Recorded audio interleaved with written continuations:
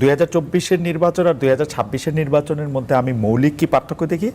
2024-এর নির্বাচনে আমি আসলে কোনো পার্টিসিপেশন দেখি নাই মানুষের মধ্যে কোনো, কারণ ইলেকশনটার রেজাল্টটা সবার জানা ছিল, মানে ইলেকশনটা ছিল হচ্ছে একটা আনুষ্ঠানিকতা, আমি আজকে একটা ছুটির দিন পাইলাম ওরকম একটা ব্যাপার। আওয়ামী লীগের লোকজন যারা একটু পরিচিত তারা ওইখানে এটিতে গেছে, ভোট কেন্দ্র টেন্দ্রতে গেছে, কিছু লোককে নিয়ে আসা হয়েছে যারা ভোট কেন্দ্রে অনেক সময় পয়সার বিনিময়ে আসে, ওরকম মানে মানে ওরকমই মনে হয়েছে। আমি কোনো, কিন্তু এইবার কিন্তু আমি সকালবেলা 2 ঘন্টা 5% বা 6%-এর মতো ভোট পড়তে দিয়েছি তো সবাই, কিন্তু জিনিসটা হইলো যারা গেছে তারা প্রাণ নিয়ে গেছে। মানে আমি ভোটটা দিতাছি, আমি হয় আমি জামায়াতরে জিতামু, নাইলে আমি ধানরে জিতামু, মানে একটা পারপাস, অথবা হ্যাঁ হ্যাঁ এটা এটা এটা না মানে একটা উদ্দেশ্য আছে যে আমি এই ভোটটা দিব। সত্যি কথা বলতে হ্যাঁ না নিয়ে আমার নিজেও আমি ভুলে গেছি। আমি না 8-6টা কেন্দ্র ঘুরছি, কিন্তু কাউরে আমার এই কোশ্চেন করতেই পারে না যে ভাই আপনি কি হ্যাঁ দিছেন না দিছেন, মানে এটা আমার কোনো মানে ইট ওয়াজ নট, মানে কেন জানি, মানে এটা আবার স্যার শুনলে রাগ করবে, কিন্তু ঘটনা হয়েছে যে এটা আমার কাছে কোনো রেলেভেন্স মানে ইয়া ছিল না, সত্যি কাউরে জিজ্ঞেস করি নাই যে ভাই আপনি কি হ্যাঁ নাতে ভোট দিচ্ছেন কেন, এটা কেমন জানি ভুলে গেছি। ভুলে যাওয়ার একটা কারণ আছে, ভুলে যাওয়ার একটা কারণ হচ্ছে যে জুলাই সনদ বাস্তবায়ন করার জন্য কিছু সংস্কারের কথা বলে তো সরকার আসছিল, তো এই ব্যাপারে সরকার এটার প্রস্তাব করছে, সরকার এটাকে হা ভোট দিতে বলছে, জামায়াত এটাকে হা ভোট দিতে বলছে, এনসিপি হা ভোট দিতে বলছে, এবং সবশেষে এসে বিএনপিও হা ভোট দিতে বলছে পরিষ্কার। প্রথমে আগে বলছে না দেওয়ার তো কোনো সুযোগ নাই, এরপরে হা দিতে বলছে একদম পরিষ্কার করে। তো এই চারটা মানে সরকার, বিএনপি, জামায়াত, এনসিপি সবাই মিলে যদি হ্যাঁ ভোট দিতে বলে, তাহলে তো এটা নিয়ে আসলে ওই 2024 নির্বাচন কমিশন কিন্তু এক পর্যায়ে এসে বলছে যে সরকার এটা বলতে পারে না, সুতরাং সরকারি কোনো কর্মকর্তা তারা এটা প্রচারের জন্য ব্যবস্থা নিতে পারে না। হ্যাঁ, নির্বাচন কমিশন থেকে কি পরিমাণ মানে এরা যে কি মানে এরা মানে আমার মাঝে মাঝে মনে হয় কি ফারাবি, আমরা একটা প্যারালাল ওয়ার্ল্ডে থাকি। মানে নারী ও শিশু মন্ত্রণালয় একজন চলচ্চিত্র পরিচালকের দিয়া গান বানায় ফেললো, হ্যাঁ ভোট দেন, হ্যাঁ ভোট দেন, হ্যাঁ ভোট দিলে কি হইব না হইব এগুলির কথা বলে টিলা। এর কয়দিন প্রত্যেকটা সরকারি কর্মকর্তার, মানে প্রত্যেকটা তো আর কমু না আমি, মানে মানে অধিকাংশগুলির ডাইকা বলা হইলো যে তোমরা মাঠে মাঠে গিয়া কেন হ্যাঁ ভোট দিতে হবে এগুলিকে বইলা বইলা আসো। আর হঠাৎ করে নির্বাচন কমিশন না না সরকার এগুলি করতে পারে না, সরকার এগুলি করবে না, মানে কি আমি বুঝি না। কিন্তু আমি এটা দেখছি যে হ্যাঁ ভোট দেওয়ার ব্যাপারে BNP at the end of the day যে যেটাই বলুক, সরকার বলছে, সরকার তো সংস্কারটা করছে, সরকারের ঋতু বেবি এটা, তো তো সরকার বলছে, তারপরে জামাত বলছে, এনসিপি বলছে, এনসিপি ওই জুলাই সনদে স্বাক্ষর না করলেও হ্যাঁ ভোট দিতে বলছে। হ্যাঁ ভোট দিলে এই জুলাইয়ের কোনো আকাঙ্ক্ষা বাস্তবায়ন করা যাবে না, এই ব্যাপারটা তারা পরিষ্কার করছে। বড় আমি যদি মানে জুলাইয়ের স্টেক হোল্ডার হিসেবে এনসিপির বড় দল হিসেবে এখানে রাখি, কিন্তু জামায়াত এবং বিএনপি কিন্তু স্পষ্ট, মানে বিএনপিও পরে স্পষ্ট তারা বলছে যে তারা এটার মধ্যে আছে, সুতরাং এটা হ্যাঁ ভোট দেন। তো সেই জন্য এটা নিয়ে আমার, এটার ফল নিয়ে আমার কোনো চিন্তা ছিল না এবং কারোর মধ্যে কোনো উত্তেজনা ছিল না, কারণ এটা পাস। আচ্ছা, আমি এটার দুই ভাগে দেখি। প্রথম কথা হচ্ছে যে শেখ হাসিনার সময় নিয়ন্ত্রণটা অনেক ক্ষেত্রেই সাংবাদিকদের স্ব-আরোপিত ছিল।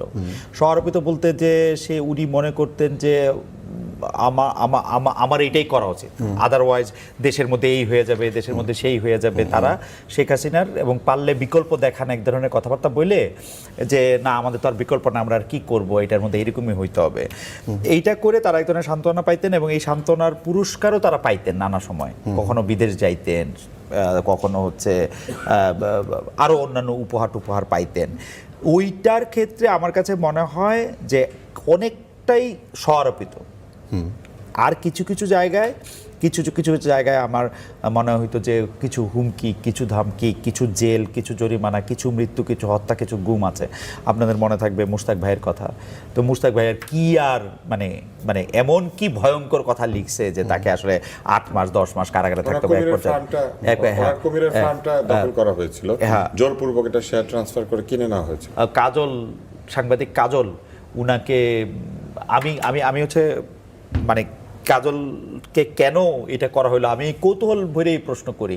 কারণ আমি ওই যে তুষার ভাই বললো না যেটা আমি ঠাট্টা করতেছি, ঠাট্টা আমি আসলে সারফেসে যা থাকে তাই আমি দেখা, মানে আমার কাছে বাংলাদেশ ইনভেস্টিগেটিভ জার্নালিজমের কোনো দরকার আছে মনে হয় না, কারণ পুলিশও প্রকাশ্যে ঘুষ খায়।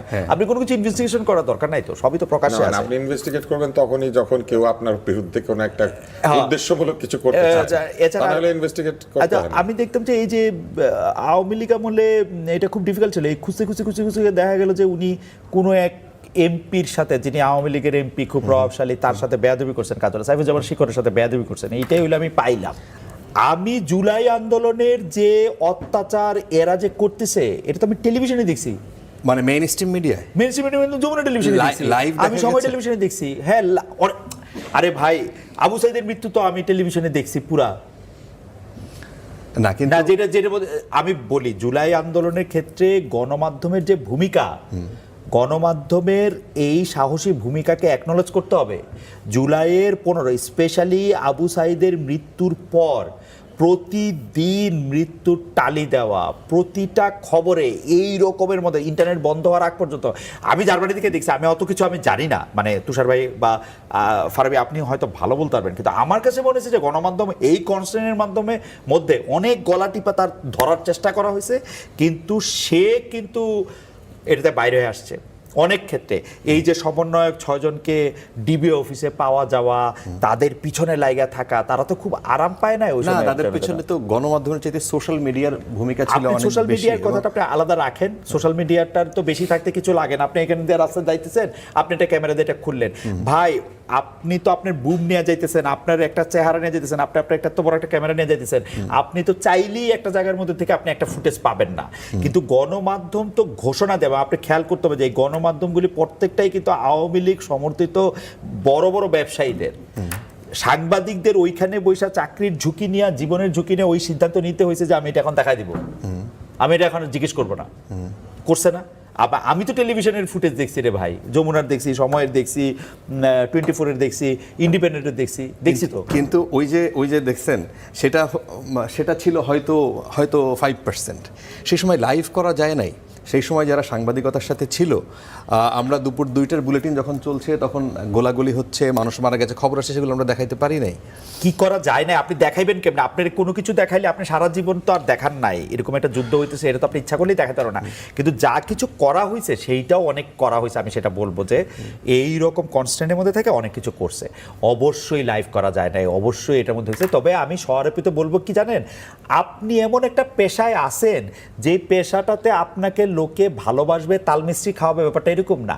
আপনার কোনো একটা জায়গাতে একটা ফোন দিল, আপনি 3বার হেসকি দিয়া 4বার ওই দিকে ভাইগা গেলেন, এটা তো হবে না রে ভাই, এটা তো হবে না। আমি একটা টেলিভিশনে হেড অফ নিউজ ছিলাম, এক্সিকিউটিভ এডিটর ছিলাম, আমার জীবনে কোনোদিন কেউ কোনো ফোন করে নাই, জীবনে আস্ক দেম। ফোন করে নাই? নো। আপনিও তো কোনো একজন আওয়ামী লীগের একজন বড় ব্যবসায়ীর সেই প্রতিষ্ঠানেই কাজ করেন, কোনো সময় কোনো রিকোয়েস্ট? No, never. এবং শোনেনও না? No, never. আমারে তো বলছি, সালমান এফ রহমানের সাথে আমার ছিল যে উনি আমাকে কোনোদিন আনসলিসিটেড, জার্নালিজমের ক্ষেত্রে উনি আমাকে কোনো আনসলিসিটেড অ্যাডভাইস দিতে পারবে না। উনি যখন গাড়িতে পতাকা লাগাইছে, আমি বুঝছি যে এইটা উনি রাখতে পারবে না। ওনার সাথে আমার একটা দ্য মোমেন্ট আই লেফট ইট, এটা কিন্তু সরকারের চাপ না ভাই। আপনার সরকার ফোন করে, সরকার তো চাইবই, আপনি সরকারের ফোন করে আপনি সরকার একটা কথা কবে, আপনি সারাক্ষণই সরকারের কথা শুনবেন, কোনো না কোনোটা তো আপনার নাও শুনতে হইব, তাই না? আপনি না শোনাটাও তো আপনি দেখাইবেন। আপনি সরকারের কথা শুনবেন, গ্রামীণ ফোনের কথা শুনবেন, রেড কাউর কথা শুনবেন, তো আপনি যাইবেন না কই? এইটারে আমি কইছি সহারপ্ত ভাই, সবটাই তো এটা করতে হবে। 2011-12-13-তে, 13 থেকে 13 পরে আইসা সেটা একটা ডিফারেন্ট জায়গাতে গেছে, তখন শুরু হলো লাইভ করা। প্রধানমন্ত্রীর প্রতিটা সফর, সেটা রংপুরে হোক, কাউনিয়াতে হোক, এই খেজুরদহতে হোক, যেইখানে হোক, ওইটা লাইভ করতে হবে। এই পাগলামি কে প্রথম কিন্তু প্রধানমন্ত্রী কার্যালয় থেকে এগুলি বলে নাই, পরে এগুলি দেখাইতে আমি কিন্তু প্রতিবাদ স্বরূপ বহু প্রধানমন্ত্রী সফর আমি এরকম দেখাই।